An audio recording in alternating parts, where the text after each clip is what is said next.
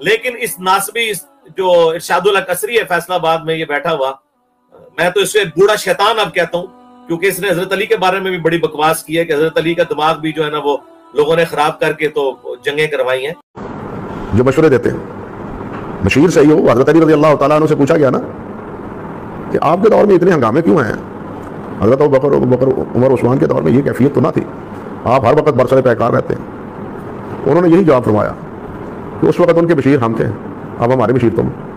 अहले हदीस मकतब के आलिम इरशादुल हक असरी साहब को मिर्ज़ा ने नासबी कहा, शैतान कहा, और जिस बात की वजह से नासबी और शैतान कहा उनकी वो बात भी ख़ुद मिर्ज़े ने अपने क्लिप में लगाई है, जैसा कि आप सुन चुके हैं। हालांकि यही बात ख़ुद मिर्ज़ा सैयदना अली रज़ी अल्लाह तआला अन्हु के मुतल्लिक़ कह चुके हैं।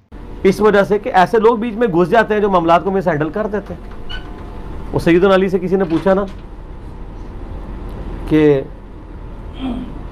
हज़रत अबू बकर उमर जब तक थे तो इतने फितने नहीं थे, आपके दौर में फितने, तो उन्होंने कहा अबू बकर उमर की रियाया हम थे और मेरी रियाया तुम हो। जिस बात की वजह से असरी साहब पर मिर्ज़े ने नासबी और शैतान होने का फतवा लगाया वही बात ख़ुद मिर्ज़े ने कर दी।